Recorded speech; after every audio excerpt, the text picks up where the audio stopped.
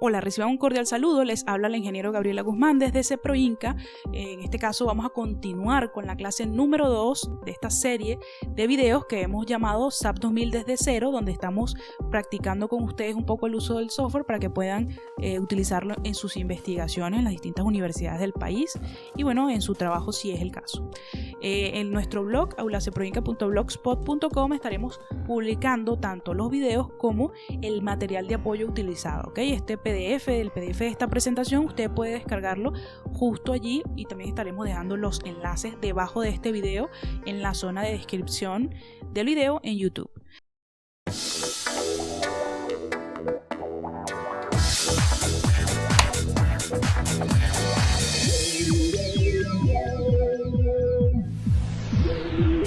CEPROINCA. La clase número 2 vamos a hacer el modelado de nervio de losa en SAP 2000. La realización de ese ejercicio nos va a dejar un cierto dominio en estas opciones. Definición de materiales, ya que en el ejercicio pasado trabajamos con acero, ahora vamos a trabajar con concreto. Definición de sección tipo T de concreto. Utilización del comando extrude, vamos a ver cómo se aplica y para qué sirve. Vamos a hacer etiquetas en juntas y elementos, vamos a ver cómo funciona, a qué se refiere etiquetas y cómo cambiarlas. Manejo de patrones de carga y casos de carga estáticos. ¿Qué quiere decir estático? Que se aplica y se mantiene la carga en el tiempo. Creación de combinación de cargas de manera manual. Sabemos que se puede hacer de manera automática, pero en este ejercicio vamos a hacerlo de manera manual para que ustedes logren una comprensión óptima de lo que es el manejo de los patrones y el manejo de los casos de carga. Asimismo, estaremos haciendo la lectura de resultados en modo gráfico y, si es posible, también en modo tabulado. El ejemplo que vamos a estar desarrollando se trata de esta losa, un nervio de losa que está apoyado en los puntos A, B y C. Okay, aquí estarían las vigas de apoyo. Tenemos una luz de 5.4 metros y un volado de 1.20 metros. El nervio de losa va a soportar tanto la carga permanente como la carga variable y tiene esta geometría. Un ancho de 0.5 metros, es decir que los nervios están espaciados cada 0.5, un espesor de loseta de 5 centímetros, un ancho de nervio del alma de 0.10 metros y una altura de 0.25 que se ha obtenido a través de un predimensionado, ¿okay? Aplicando el código ACI. El concreto es un F'C de 250 kilos por centímetro cuadrado. Esto nos va a permitir calcular el módulo de elasticidad, que como todos sabemos es 15.100 raíz de F'C para el concreto. Se pide obtener las solicitaciones para la combinación 1.2 CP más 1.6 CB. Bien, y lo vamos a hacer de manera manual. La carga permanente y la carga variable son estas que mostramos acá. Tenemos un peso propio supuesto, lo llamamos supuesto, esto viene de un ejercicio planteado en otra presentación y lo llamamos supuesto porque, bueno, quizás haya que cambiar el nervio y tengamos otro peso propio. La facilidad es que aquí el peso propio lo calcula el programa, ¿ok? No lo tenemos que calcular nosotros, sino el programa y lo vamos a ver en el ejercicio. El piso que estamos asumiendo 100 kilos por metro cuadrado, friso 30 kilos por metro cuadrado, tabiquería 250 kilos por metro cuadrado y, bueno, la sumatoria que será determinada por el programa. Asimismo, vamos a tener una carga variable de 175 kilos por metro cuadrado extraído también de las normas con las acciones sobre las edificaciones. Fíjense que esto está en kilos por metro cuadrado, ¿ok? Atención, que es distribuido sobre el área de la losa. Por otro lado, pues hay que tener presente un poco los conceptos que vamos a estar manejando. En primer caso, vamos a tener lo que son los patrones de carga. En segundo caso, los casos de carga, o en segundo lugar, los casos de carga. Y en tercer lugar, la combinación de carga. Los patrones de carga son esos patrones que definimos para aplicar directamente la carga. En este caso, peso propio, que es el patrón DET que existe y vimos la clase pasada, SCP, que es un patrón de sobrecarga permanente y donde vamos a incluir el peso del piso, friso y la tabiquería. Fíjense que todo esto son sobrecargas permanentes porque no corresponden con el peso propio de los elementos y estos que hemos definido se llaman patrones. Luego, los patrones deben agruparse en los casos. En este caso, fíjense que estos señores corresponden todos a CP. Entonces, crearemos un caso de carga donde esté contenido el peso propio y la sobrecarga permanente. Asimismo, con la carga variable solamente tiene un patrón que sería carga variable, o sea que no tenemos que crear varios patrones sino uno solo. Pero si tuviésemos carga variable, por ejemplo, de interiores, carga variable de techo, carga variable de, por ejemplo, pasillo, carga variable de oficina, carga variable de escalera, pues deberíamos crear varios patrones y luego agruparlos como corresponde. En este caso no existen varios patrones, sino que es una sola carga variable y la llamaremos CB como patrón y lo llamaremos CB el caso también que lo definiremos. Esto genera entonces los casos CP y CB que sí nos permitirán definir la combinación de carga. Esto un poco para que tengan claro cuál es el camino que debemos seguir o cuál es el camino que sigue el software cuando aplica de manera automática las combinaciones y que usted tiene que tener claro. ¿Okay? Repito, en este ejercicio lo haremos de manera manual para que ustedes tengan una mayor relación con los conceptos de patrón, caso y combinación. Ok, vamos a iniciar entonces el problema, vamos a iniciar un nuevo modelo y seleccionamos las unidades. En este caso voy a seleccionar kilogramos fuerza, metro y grados centígrados porque bueno, kilogramos y metros está más relacionado con las unidades que tengo en el problema planteado. Tenemos varias opciones, iniciamos en blanco, en grid o en BIM. En este caso, para que conozcan un poco la plantilla de viga, vamos a iniciar con ella. Me pregunta el número de vanos. Número de vanos es el número de espacios que hay entre apoyo y apoyo. En este caso tenemos 2 vanos, ¿okay? Y la longitud de cada vano es de 5.4 metros.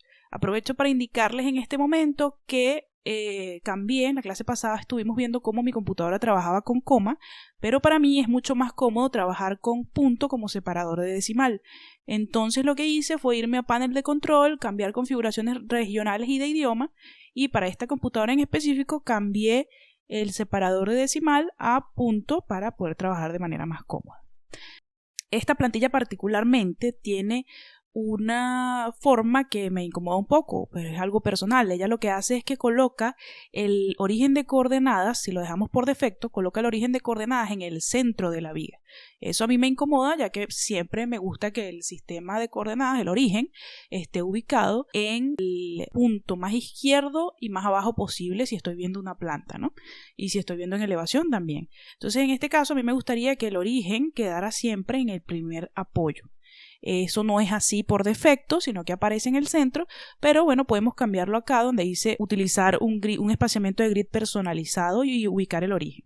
En este caso voy a editarlo y fíjense cómo estaba ubicado el 0, estaba en el apoyo B, que sería el apoyo intermedio.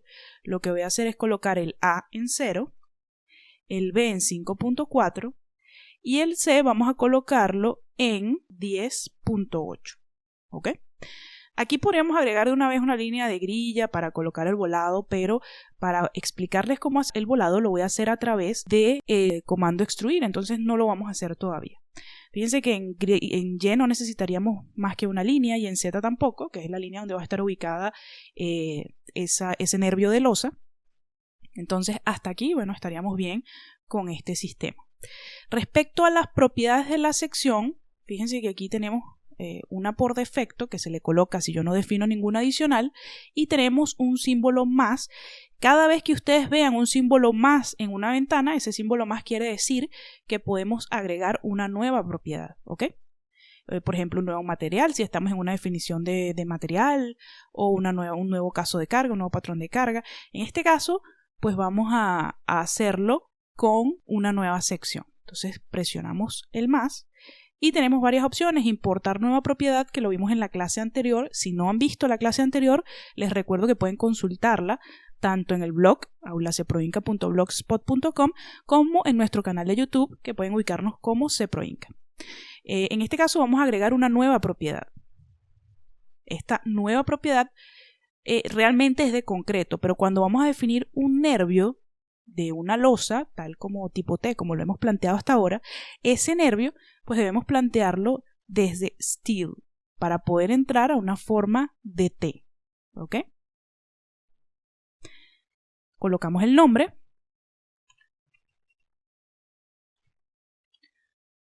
y colocamos las dimensiones de ese nervio.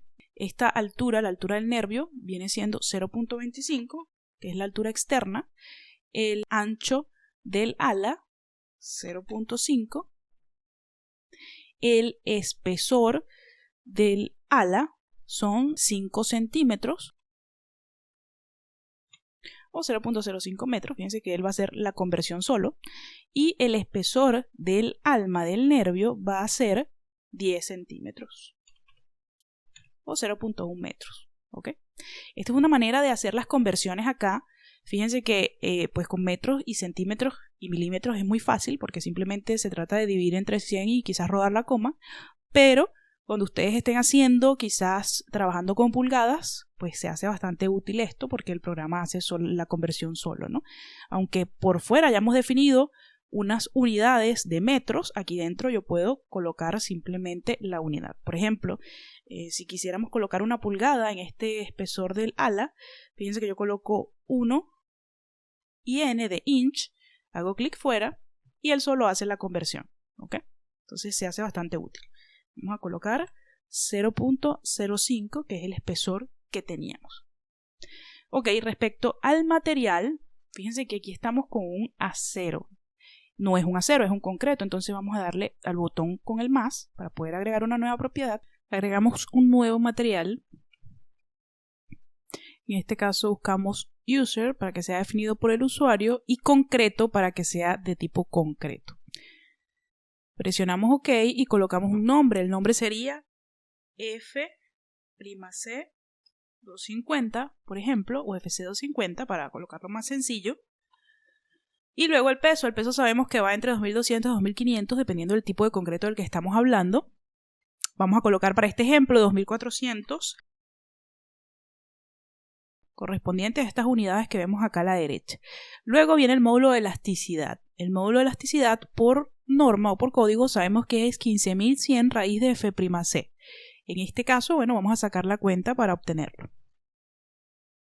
Bien, entonces tendríamos 250 raíz por 15100 y eso nos da 238,752 kilogramos por centímetro cuadrado. Entonces cambiamos las unidades a kilos centímetros y colocamos 238,752. Ok, respecto al módulo de Poisson podemos dejar un valor de 0,2. El coeficiente de dilatación térmica no lo vamos a estar utilizando en este ejemplo, entonces es irrelevante. El módulo de corte, el módulo de elasticidad tangencial o este módulo de cortante se calcula con el módulo de elasticidad y el módulo de Poisson, entonces por eso no lo podemos editar. Y la otra propiedad que nos haría falta incluir sería el F'C, que bueno, estamos claros que es 250. No debemos editar más nada en esta ventana y simplemente presionamos OK. Y ya tenemos definido el concreto 250. Presionamos OK acá y de la lista, OK, ahora ya tenemos el F'C 250. Bien, no vamos a modificar más nada por ahora. Vamos a presionar OK y OK nuevamente. Y ya hemos configurado el número de vanos, el espaciamiento, colocamos el grid customizado o personalizado como nosotros queríamos y colocamos la sección de nervio. No nos hace falta más nada, los restraints, que son las restricciones, se van a colocar automáticamente ya que esto está marcado, así que podemos presionar OK. Fíjense entonces que ya tenemos bastante adelantado lo que sería nuestro modelo, ¿ok? Se dibuja con esta plantilla en el plano XZ, como vimos anteriormente. Podemos seleccionar el plano XZ en estas opciones que tenemos acá, ¿ok? Y aquí pues también podríamos tener otro tipo de vista. Si quisiéramos ver la estructura en 3 dimensiones, pues presionamos 3D y se ubica en 3 dimensiones, ¿bien? Vamos entonces, ya que hemos definido esto, vamos entonces a continuar nuestro dibujo. Fíjense que si yo me ubico acá y veo un poco las coordenadas que están apareciendo en la parte inferior de la pantalla, estoy viendo una coordenada de 0 y 0. Eso quiere decir que es correcto, donde está ubicado mi origen, donde yo quería. La siguiente es de x0 5.4 y la siguiente es de x 10.8, o sea que estamos teniendo un modelado bastante congruente. Lo que nos haría falta colocar sería el volado de 1.20 metros, ¿ok? Un pequeño volado que tenemos que colocar. Entonces para ello vamos a hacerlo con extrude. Extrude es un comando de edición que permite generar elementos a partir de otros. Por ejemplo, si yo tomo este punto y lo extruyo, yo puedo generar un elemento lineal, un elemento tipo frame. Y eso es lo que vamos a hacer. Voy a Edit, Extrude y extruir punto a frame. ¿Ok? Vamos a convertir un punto en un frame. En este caso, esa extrusión va a ser lineal y va a tener sección de nervio. Como podemos observar, lo que tenemos que hacer es extruir 1.2 metros en dirección de X positivo, ¿ok? Y vamos a obtener el volado. Entonces vamos a X, colocamos 1.2 y 0 en el resto de los valores, ¿ok? Número es el número de veces que queremos que lo haga. Si colocamos 2, lo que va a hacer es dibujar dos elementos consecutivos con una longitud de 1.20. Entonces, en este caso, nosotros solo queremos un volado. Presionamos 1, ¿ok? Seleccionamos OK. Y fíjense que allí queda creado el volado. Ahora bien, si yo tuviera el mismo problema en la parte izquierda y yo extruyo este punto, yo tendría que extruirlo, por ejemplo, menos 1.2 metros hacia la izquierda. Eso produce que entonces el extremo Y de mi elemento estaría en este punto y el extremo J en este punto, ¿ok? Fíjense que entonces los ejes locales serían distintos a estos elementos porque como conversábamos la clase pasada, el eje local 1 se describe desde el punto 1 hasta el punto 2 o desde el punto I hasta el punto J, ¿ok? En este caso, como el primero estaba aquí y el segundo quedaría en el otro extremo, pues el eje local 1 quedaría inverso al resto de los otros elementos. Y tendríamos que ver alguna opción adicional que nos permita revertir los ejes locales, ¿ok? Un poco para comentarles. En este caso, como todo fue dibujado, digamos, de izquierda a derecha, así lo hace la plantilla, y este elemento también fue dibujado de izquierda a derecha, todos los ejes locales 1 deberían apuntar hacia la derecha. De hecho, podemos verlo. En la clase pasada vimos cómo en las opciones de visualización, en Frames, podíamos seleccionar Local Axis para los ejes locales y ver cómo estaban ubicados los ejes locales. Fíjense lo que les comento. Si yo hubiese dibujado un volado acá hacia la izquierda, me va a quedar al revés el eje local y bueno, ustedes tienen que estar conscientes de las consecuencias que esto puede traer, ¿ok? Bien, vamos a desactivar los ejes locales y aplicamos los cambios. Otra opción que, antes de cerrar acá, otra opción que me gustaría mostrarles son las etiquetas, ¿ok? Fíjense que el programa, para poder calcular, para poder computar todas las solicitaciones que nosotros vamos a necesitar, él necesita etiquetar los elementos, ¿ok? ¿A qué se refiere eso? Se refiere a colocar un nombre a cada elemento. En este caso, él lo hace automáticamente, ya que nosotros no vamos indicando el nombre de los elementos. Fíjense, si yo marco labels y aplico, fíjense cómo me va indicando los nombres de las juntas que se crearon. Tenemos 4 juntas, 1, 2, 3 y 4. Si yo desmarco labels y, por ejemplo, marco labels en frame, aplico y fíjense cómo este elemento se llama 1, 2 y 3. Que sería bastante eficiente que yo pudiera conocer qué elemento exactamente es el que me está nombrando una tabla, ¿ok? Recuerden que ustedes cuando presentan los resultados de algún informe o de alguna investigación, pues vamos a colocar las tablas con las solicitaciones y las tablas van a indicar el elemento 1 tiene una determinada cantidad de solicitaciones en una progresiva. El elemento 2 tiene tal solicitación en tal progresiva. ¿Cuál es el problema? Que si la estructura es muy grande, ustedes van a perderse un poco en qué es el elemento 1, cuál es el elemento 2 o cuál es el elemento 3. Fíjense que, por ejemplo, para este modelo sería bastante óptimo que esto se llamara elemento o tramo AB, esto tramo BC y este quizás volado, ¿ok? O CC', no sé, ustedes pueden elegir. Entonces lo que vamos a ver a continuación va a ser cómo cambiar el nombre de los elementos para poder tener un mayor control en el momento de que estemos procesando la información tabulada. Voy a cerrar acá. Y lo vamos a hacer de la siguiente manera. Voy a seleccionar los elementos a los cuales le quiero cambiar el nombre y me voy a Edit, Change Labels. Fíjense que aparece una lista de todas las cosas a las que usted puede cambiar el nombre, ¿ok? En este caso, lo que debemos buscar es el nombre de las etiquetas en el elemento tipo frame, porque es el que queremos cambiar. Yo puedo hacerlo de dos maneras. Puedo hacerlo de manera manual, colocándolo acá, y diciendo cuál será el nuevo nombre. Fíjense que el nombre actual es 1, 2, 3. Evidentemente sabemos que se refiere a 1, 2 y 3. Y el nuevo nombre es el que le vamos a colocar. Por ejemplo, si yo coloco acá tramo AB, luego tramo BC y al último le coloco volado, pues en cuanto yo saque una tabla voy a saber a qué elemento se refiere este tramo AB y a qué elemento se refiere este tramo BC. ¿Ok? Voy a presionar OK. Y fíjense que ya los elementos se llaman de una manera que es un poco más familiar para mí. La segunda manera que se puede cambiar las etiquetas, voy a seleccionarlas nuevamente, es editar, cambiar las etiquetas, pero en lugar de hacerlo manual, ustedes pueden colocar un prefijo, ¿ok? El próximo número y el incremento que debe tener. Por ejemplo, si yo quisiera llamar a todos estos tramo, por ejemplo, tramo 1, tramo 2, tramo 3, yo colocaría tramo, guión, y entonces el siguiente número sería, o el primer número sería 1, y el incremento sería de 1. ¿Para qué? Para que el primero él lo llame tramo 1, al segundo le sume 1, sería tramo 2, y al tercero le sume 1 y sería tramo 3. ¿Ok?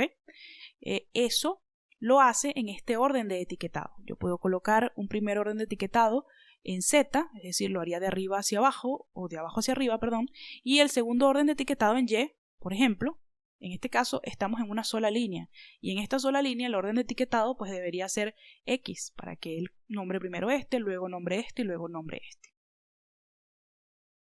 No hay segundo orden de etiquetado para nosotros y el mínimo número de dígitos pues es la mínima cantidad de dígitos que usted quiere colocar.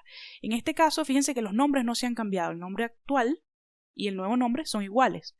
Yo debo hacer un paso indispensable que es editar, auto-relabel y luego All in List. Fíjense cómo automáticamente cambia los nombres. El tramo AB se va a pasar a llamar tramo 1, tramo BC se va a pasar a llamar tramo 2 y el volado sería el tramo 3. Y así lo hace automáticamente. Entonces esto es una manera muy sencilla, por ejemplo, para etiquetar las fundaciones. Yo sé que todas las fundaciones que están en el eje A van a ser A- y luego comienzo a numerarlas, ¿no? A1, A2, A3. Y es bastante útil esta información para poder tener tablas más ordenadas, ¿ok? Se trata de que nuestro trabajo tenga el mejor orden y sea el trabajo más limpio posible. En este caso, faltaría darle OK, pero no voy a aplicar los cambios para que los nombres se mantengan como estos primeros que colocamos. Ustedes pueden practicar con cuanto necesiten, tanto con las juntas como con los elementos, ¿ok? Ok, una vez que ya pues tenemos digamos más personalizado el modelo, tenemos una sección de nervio que si queremos verificar que la tenemos simplemente tocamos el elemento, damos un clic derecho y fíjense que tenemos cuáles son las propiedades de ese elemento. Tenemos la ubicación, cuánto vale su longitud, cómo se llama la junta en la que inicia, se llama 1, cómo se llama la junta que está al final, que sería la 2, y cuáles son las coordenadas de esa junta. ¿Ok? Ustedes pueden cambiar incluso la conectividad del elemento simplemente dando un doble clic. No queremos modificar esto en este momento. Las asignaciones es qué es lo que tiene aplicado ese nervio. En este caso, lo único que hemos aplicado es el nervio, ¿no? Lo que sería la sección transversal que la definimos. Las cargas también van a aparecer acá, no hemos colocado ninguna. Y si tenemos alguna especificación, un override de diseño, va a aparecer en esta ficha. Por ahora, bueno, mantengámonos simple. Vamos a presionar OK, no hemos cambiado nada acá. Y vamos a asignar las cargas, ¿ok? Para asignar las cargas, primero debemos definir los patrones. Habíamos conversado respecto a las cargas que teníamos distintos patrones de carga. Dijimos, vamos a crear un patrón llamado peso propio o PP, otro patrón llamado SCP y otro patrón llamado carga variable, ¿ok? Entonces, vamos a colocarlo. Nos vamos a Define, Load Patterns, y fíjense que aquí está ya peso propio. Lo que pasa es que se llama DET, lo vimos en la clase pasada. Lo que vamos a hacer es que le vamos a cambiar el nombre. Vamos a colocar PP de peso propio, tipo DET, porque contiene el peso propio de los elementos, multiplicador de peso 1, y vamos a presionar modificar. Fíjense que ha cambiado el nombre. Vamos a agregar SCP, que es la sobrecarga permanente. En tipo seleccionamos SuperDET. Aquí está. Cambia el multiplicador a 0 para que no se incluya el peso propio. Agregamos y nos faltaría el patrón donde vamos a asignar la carga variable. Este patrón lo voy a llamar CB, ¿ok? Ojo, este patrón es donde asignamos la carga. Es distinto al caso de carga que también lo vamos a tener que crear. Agregamos el patrón con un factor de 0. Fíjense que me faltó indicar que era de tipo leaf, por ejemplo. Entonces busco leaf y lo que hago es modificar. Bien, entonces tenemos PP DET, SCP SuperDET, que sería la sobrecarga, y tenemos CB de tipo leaf, ¿ok? Presionamos OK y ya tenemos los patrones de carga creados. Habíamos conversado, voy a regresar un segundo a las diapositivas. Habíamos conversado que íbamos a definir un caso de carga llamado CP que debería englobar el peso propio y la sobrecarga permanente, y un caso de carga CB que va a contener el patrón de carga CB con la respectiva carga, ¿no? Habíamos dicho que íbamos a necesitar solo esos patrones y que iban a estar agrupados en esos casos de carga. Ahora, si vemos estas cargas, las tenemos en kilos por metro cuadrado, kilogramos fuerza por metro cuadrado.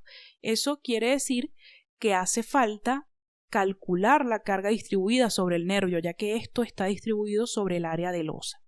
Para calcular la carga distribuida es bastante sencillo. Simplemente vamos a hacer estas operaciones que tenemos acá en la parte inferior. PP va a ser determinado por el programa. El programa va a calcular el área, multiplicarla por el peso específico y él va a determinar cuál es la carga distribuida que proviene del peso propio del elemento. Con respecto a SCP, pues si sumamos estas tres que estamos agrupando en esa sobrecarga, tenemos 380 kilogramos fuerza. Entonces, 380 kilos por metro cuadrado lo multiplicamos por 0.5 metros, que es el ancho tributario de ese nervio. Eso nos da un total de 190 kilos por metro. Respecto a la carga variable, pues tendríamos 175 kilogramos por metro cuadrado multiplicado por 0.5, que es el ancho tributario del nervio. Eso nos da 87.5, y estas serían las dos cargas que nosotros debemos aplicar al nervio. Regresamos a SAP. Ok, debemos definir entonces el caso de carga. Ya hemos definido los patrones y vamos a definir los casos de carga. Define, Load Cases. Y fíjense que estos que aparecen acá aparecen por defecto. Una vez que ustedes crean un patrón, aparecen por defecto. Entonces vamos a borrar DET, que no lo vamos a utilizar como caso, Modal, que no lo vamos a utilizar en este momento, y SCP también lo vamos a borrar. ¿Por qué? Porque esos son patrones, no son casos, ¿ok? Vamos entonces a agregarlos. CB lo dejo porque si yo modifico CB, el caso de carga CB, lo que tiene dentro es el patrón CB, ¿ok? Entonces estaría correcto, ¿bien? Fíjense que esto es un caso de carga estático, que quiere decir que se aplica la carga y se mantiene. Vamos a presionar OK y agregaremos lo que nos faltan. Agregamos CP.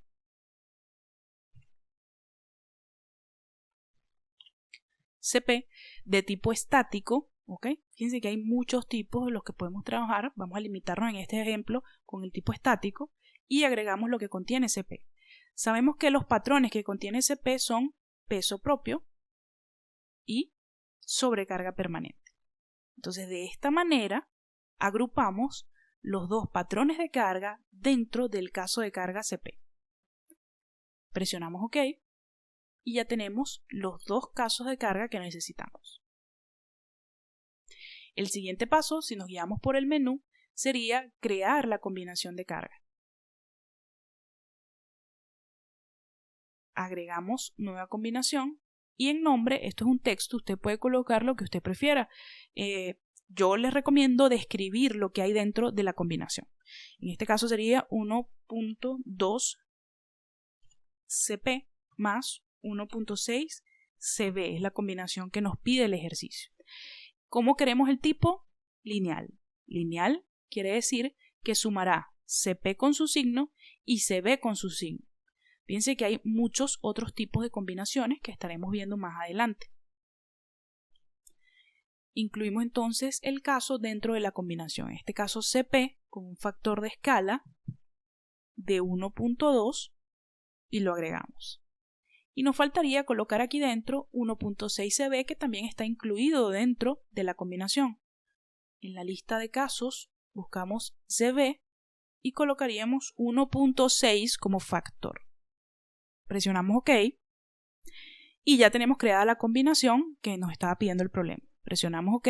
Entonces fíjense que crear los patrones, los casos y las combinaciones es un poco, digamos, independiente de los valores que ellas tengan. Ahora, ¿qué resta? Resta asignar el valor que va a tener cada patrón para que se pueda calcular y aplicar la carga sobre el elemento. ¿Ok? Entonces vamos con eso. En este caso sabemos que sobre todo este elemento debemos aplicar 190 kilogramos metros en el patrón SCP. Entonces seleccionamos el elemento y vamos a Assign Frame Loads. Esto lo vimos en la clase pasada, ¿ok? Sabemos que el patrón es SCP, que en el sistema de coordenadas puede ser global, en dirección de la gravedad, y que es una fuerza distribuida de 190 kilogramos por metro. Dejamos reemplazar, lo vimos la clase pasada, y aplicamos. Ya tenemos 190 kilos por metro aplicados sobre la losa. Luego tenemos un CB de 87.5 kilogramos metro. Seleccionamos CB y aplicamos 87.5 kilogramos metro. Tocamos los elementos para poder aplicarlo y sencillamente presionamos aplicar. Cerramos esta ventana ya que hemos terminado de aplicar. Recuerden que en el patrón de carga peso propio no debemos aplicar ninguna carga porque el programa solo va a calcular cuánto es la carga que proviene de peso propio. Verificamos un segundo las opciones de análisis y en este caso pues vamos a filtrar los grados de libertad. Los grados de libertad que nos interesan son como el pórtico plano, es decir, que me analice el plano XZ. Eso me deja los grados de libertad UX, UZ, es decir, desplazamiento en X, desplazamientos en Z y rotaciones alrededor de Y, que es el eje que en este caso entra a nuestra pantalla. Presionamos OK, corremos y nos va a pedir guardar el modelo. Fíjense que como hemos limpiado un poco lo que son los casos de carga, simplemente aparecen CB y CP, que son los casos que en efecto vamos a correr. Presionamos correr ahora y guardamos nuestro modelo.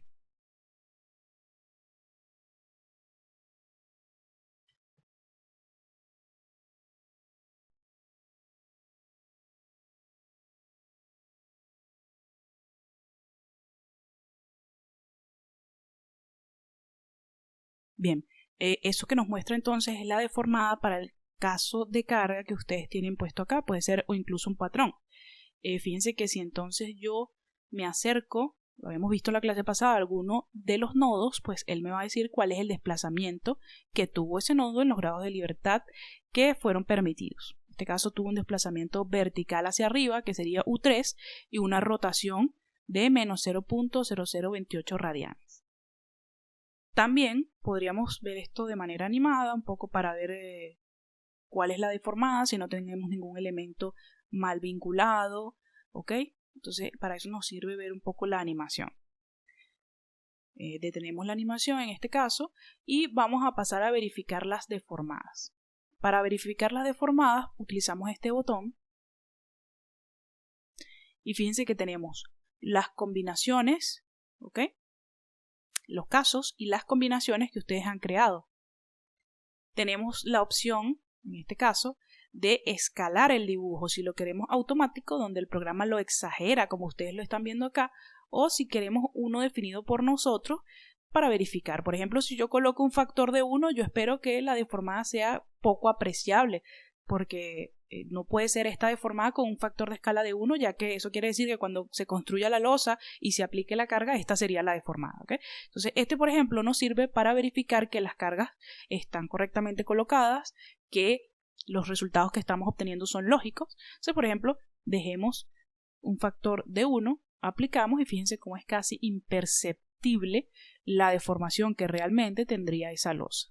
Para el caso CB, si cambiamos a CP, presionamos aplicar y podemos verificar también que es un poco casi imperceptible esa deformación, ¿ok? Básicamente para esto nos interesaría esta opción. Vamos a regresar a automático y aplicamos. Ok, vamos entonces a pedir cuáles serían los diagramas de momento de esa estructura, ¿ok? Que es una cosa que nos interesa. Fíjense que juntas, pues ya sabemos cómo pedir las reacciones en la junta, ustedes lo vimos la clase pasada, lo podemos mostrar como flecha, ¿ok? Entonces lo que hace es mostrarnos como flecha y en las unidades que tenemos acá, kilos y metros, podríamos cambiarlas, ¿ok? Si lo desean, seleccionar la que ustedes prefieran y nos muestra en forma de flecha cuál sería el valor de las reacciones. Lo otro que podemos hacer es pedirlo de forma tabulada, digamos una tabulada gráfica, y bueno, también ahí un poquito superpuesto con las etiquetas, les muestra cuánto vale cada reacción. Si ustedes quieren profundizar un poco más, sencillamente tocamos un punto, hacemos clic derecho y nos dice exactamente cuál es el valor de las reacciones, fuerzas y momentos. Lo vimos en la clase pasada, ¿ok? Entonces no voy a profundizar acerca de esto. Lo que sí vamos a ver es frames y cuáles serían las solicitaciones en ese elemento tipo frame. Tenemos CP, CB y los casos CP, CB y 1.2 CP más 1.6 CB, que sería la combinación que crean. Bien, entonces ustedes pueden, para cada combinación, pues determinar cuál sería el diagrama.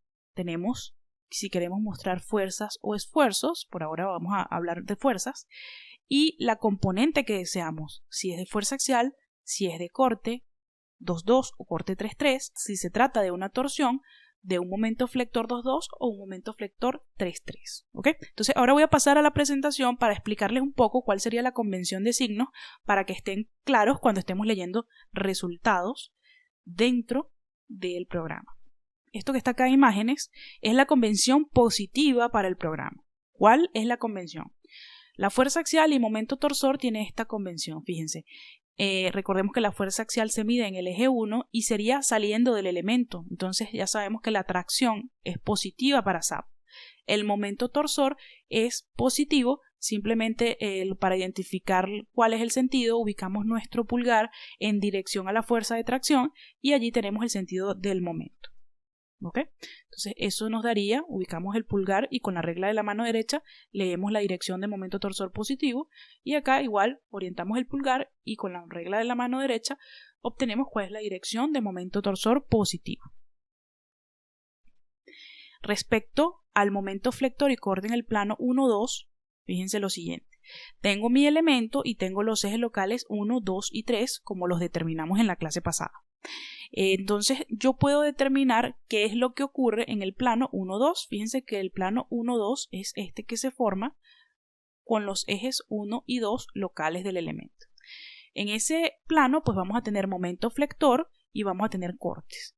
El momento flector a la izquierda va a ser positivo en este sentido y a la derecha va a ser positivo en este sentido, y el corte a la izquierda va a ser positivo hacia abajo o contrario al eje 2, y a la derecha va a ser positivo en la misma dirección del eje 2. Bien, esto sería la convención de signos positiva para que sepamos qué es lo que estamos leyendo en SAP. Fíjense que esta convención es un tanto diferente, por lo menos a la que estamos acostumbrados a trabajar acá en Venezuela, por ejemplo acá en la universidad, ¿no? Nosotros trabajamos con esta convención de resistencia de materiales, donde los momentos a la izquierda, el positivo tendría esta dirección, digamos horario, y a la derecha tendría esta dirección, digamos antihorario. Y los cortes, en el caso de los momentos se mantiene igual, no sé si lo ven. En este caso quedaría el ala superior comprimida, lo mismo que ocurriría con este elemento, ¿no? Al aplicar estos momentos me quedaría la parte superior comprimida. Pero con respecto a los cortes sí se oponen. Fíjense que aquí a la izquierda baja, a la derecha sube, y en nuestro caso a la izquierda positivo era hacia arriba y a la derecha hacia abajo. Entonces vamos a tener bastante cuidado con eso cuando estemos leyendo resultados. El momento flector y corte en el plano 1-3, aquí está el plano 1-3 formado por los ejes 1 y 3, fíjense que nos quedaría un momento dentro de ese plano, que es el momento 2-2, sería el momento alrededor del eje débil de la sección. Usted ubica el eje débil, que sería el eje 2, y alrededor de ese eje está el momento 2, y tiene esta dirección, o sea que nos comprime esta zona, y esta zona quedan comprimidas por el efecto de esos momentos. Y el corte a la izquierda se opone al eje 3, a la derecha va en la misma dirección que el eje 3. Entonces, ¿qué debemos recordar de acá? Que el momento 3 o el momento 3-3 va a rotar respecto al eje 3, fíjense que este sería el eje 3 o eje fuerte de la sección, y allí es donde ocurre, alrededor de él ocurre el momento 3-3. Y el momento 2-2 ocurre alrededor del eje débil de la sección. ¿Ok? Los cortes pues son paralelos al eje que se nombra. Por ejemplo, si estamos hablando de B3-3, está paralelo al eje 3. ¿Ok? Y si estamos hablando de B2, es paralelo al eje 2. Esas son las cositas que tenemos que recordar para poder leer los resultados de manera eficiente. Ahora sí ya sabemos de qué se trata o cuáles son las convenciones de estos signos que están acá. Por ejemplo, si quisiéramos la fuerza axial, pues en este caso, para este ejemplo, no tendríamos nada porque no tenemos aplicadas fuerzas axiales. Si vamos al corte 2-2, ahí sí vamos a tener resultados y son estos que se muestran acá. Si vamos al corte 3-3, no tenemos carga aplicada en esa dirección, y de estos parámetros pues no tenemos torsión. Estas solicitaciones, perdón, no tenemos torsión, no tenemos momento 2-2 porque no hay cargas aplicadas que me generen una flexión alrededor del eje débil de la sección, y nos quedaría el momento 3-3 que sí lo tendríamos. Lo seleccionamos, presionamos aplicar y fíjense que aquí se dibuja el diagrama de momentos. Vamos a verlo con un poco más de detalle. Aquí tendríamos dos opciones, sería rellenar el diagrama que hace esto y mostrar valores que muestra el valor sobre el diagrama para que ustedes tengan una idea de cuáles son los valores máximos que se están registrando. De cualquier modo les voy a mostrar más en detalle. Voy a presionar OK.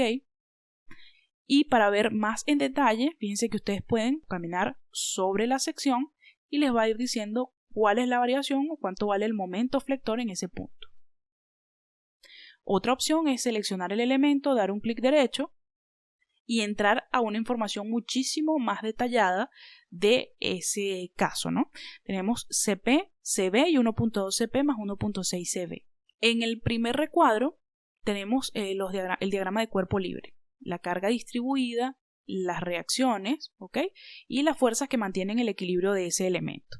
Entonces fíjense cómo yo puedo ir desplazándome haciendo clic y me dirá a la derecha cuál es el valor de la carga distribuida que se está leyendo en ese punto. Yo puedo también, eso se llama scroll for values, ¿no? Ir recorriendo e ir leyendo cuáles son los valores de cada parámetro. Yo puedo mostrar los máximos y él se va a ubicar en el máximo de cada una de estas variables, o puedo ubicados en esta opción de scroll, puedo verificar para, por ejemplo, 2 metros, cuál es el valor en cada uno de los parámetros que estamos viendo acá. En el segundo recuadro vemos el corte. ¿Okay? Entonces podríamos, fíjense, conocer en 2 metros, en x igual a 2 metros, cuánto vale el corte. Ahora, algo interesante de este scroll, de este recorrido, es que esto se mide desde el extremo Y de la viga. Bien, ¿cuál es el extremo Y? El extremo izquierdo, dada la convención que nosotros hicimos. ¿Ok? Entonces, fíjense que si yo me voy moviendo, este punto rojo nos indica cómo nos vamos moviendo. Este sería el extremo izquierdo, este sería el extremo derecho. ¿Por qué? Porque el eje 1 axial va de izquierda a derecha y este es el extremo Y y este es el extremo J. Si hubiésemos hecho el ejemplo del volado que les indiqué extruyendo hacia la izquierda, entonces el extremo Y hubiese quedado a la derecha y el extremo J hubiese quedado a la izquierda, y entonces a medida que ustedes se mueven aquí a la derecha, él se estaría moviendo hacia la izquierda. Entonces se vuelve confuso. ¿Ok? Por eso les comenté que hay que tener un trabajo limpio y ordenado. Siempre en vigas, pues lo más correcto es que tengamos que este sea el extremo Y y este sea el extremo J, para que estemos claramente ubicados en qué punto estamos leyendo la solicitación respectiva. Porque si no, puede que nos confundamos y colocamos un macizado donde no va, o un acero donde no va. Ok, el siguiente factor que se muestra, el siguiente parámetro, es el momento flector alrededor del eje 3. Y el siguiente es la deflexión o la flecha en ese nervio, ¿no? En este caso lo está haciendo para la combinación que yo indiqué. Recordemos que si vamos a ver alguna deflexión, pues es recomendable hacerlo no en el caso de combinación, sino en los casos de servicio. Acá también podríamos seleccionar las distintas componentes que queremos ver. Hasta ahora conocemos solo estas primeras 3, ¿ok? Y lo que hace es cambiar los gráficos. ¿Okay? Habíamos identificado que en este problema solo tenemos momento alrededor de 3 y corte alrededor de 2. Bien, vamos a ubicarnos en un caso de servicio, por ejemplo CB, y aquí podríamos leer la deflexión. Ahora, ¿dónde se ubica la máxima deflexión? Pues lo más recomendable, bueno, es que mostremos los máximos y él se va a ubicar en el máximo valor y me va a indicar cuál es el valor de ese punto, cuál es el valor de flecha de ese punto. Hay varias opciones acá. Relativo a los extremos de la viga, lo que hace es dividirlo entre los extremos de la viga. Absoluto, que es lo que está pasando en la realidad, y relativo al mínimo de la viga. En este caso, el mínimo de esta viga es 0 porque en los dos extremos están apoyadas y no se puede mover, y entonces realmente resulta que el relativo es lo mismo que el absoluto. Pero puede que no sea así. En cualquier caso, yo les recomiendo que veamos el absoluto. ¿Ok? Hay una mejor ilustración, ver el absoluto. ¿Qué quiere decir el absoluto? Les va a mostrar exactamente lo que está sucediendo. Si este punto se movió hacia abajo, les va a mostrar que se movió hacia abajo. ¿Ok? Distinto a estas otras dos opciones. Yo les recomiendo que siempre lo veamos con absoluto. Otra cosa que podríamos hacer aquí es cambiar las unidades para ver, por ejemplo, esa flecha en centímetros. ¿Ok? Ubicar el máximo de flecha en centímetros y nos dice que es 0.07 centímetros bajo esa carga CB. ¿Okay? De esta manera exploramos un poco lo que sería la salida gráfica del programa. Vamos a presionar Done. Una cosa que vamos a estar utilizando bastante es cómo eliminar esto que tenemos encima, ¿no? Esto que tenemos encima son asignaciones o vistas en el gráfico, ¿no? Entonces, para eliminarla, lo que vamos a hacer es presionar, mostrar la indeformada o la forma original de esa viga, y simplemente es lo que vemos, ¿no? Otra opción que tenemos es sacar los resultados tabulados de esos valores que vimos ahorita de manera gráfica. Para ello, pues, hay varias opciones. Una de las opciones que vamos a ver en este caso es seleccionar los elementos para los cuales queremos ver las tablas y nos vamos a Display, Show Tables,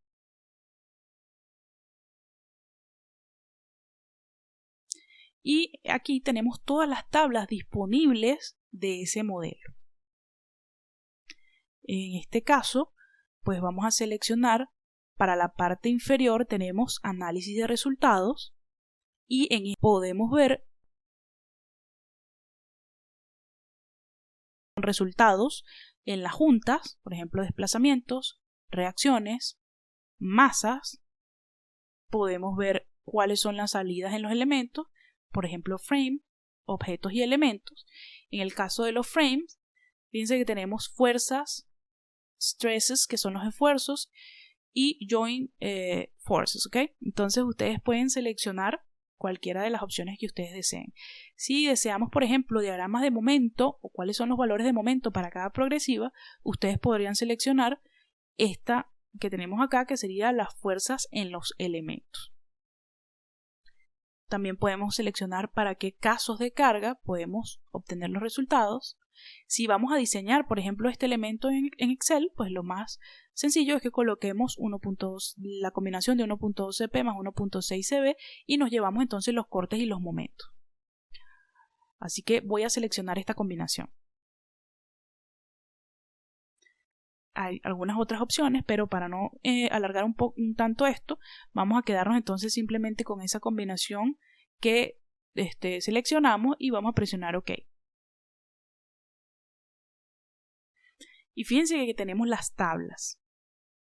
En estas tablas tenemos como primer dato el elemento, ¿ok?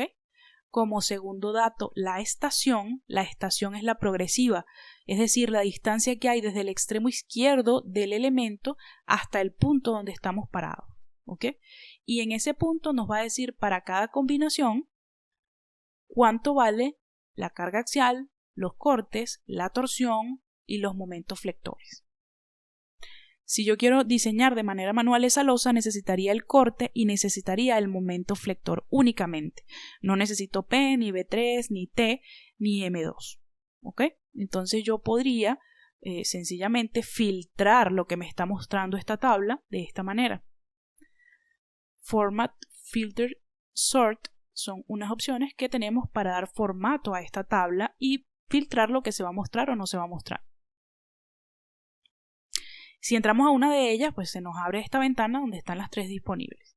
Fíjense qué es lo que está imprimiendo. Está imprimiendo el elemento, la estación, el caso de carga o la combinación en este caso y también imprime las solicitaciones. Vamos a eliminar las que no queremos. Simplemente dando un doble clic decimos que no queremos la carga axial, que no queremos el corte en 3, que no queremos la torsión y que no queremos el momento en 2. ¿Ok? Eso nos deja entonces una tabla un poco más limpia de lo que de verdad nos interesa dentro de ese modelo. Presionamos OK y fíjense que entonces nos interesaría esto que está acá. ¿Okay? Esta estación que nos aparece acá es un poco para ubicarnos también de derecha a izquierda de manera más rápida. Entonces esto lo que deberíamos hacer es llevarlo a un programa como Excel para poder calcular cuánto sería el acero, por ejemplo, requerido por flexión o cuánto sería el acero requerido por corte o el macizado requerido por corte. Vamos a File, Export Current Table to Excel.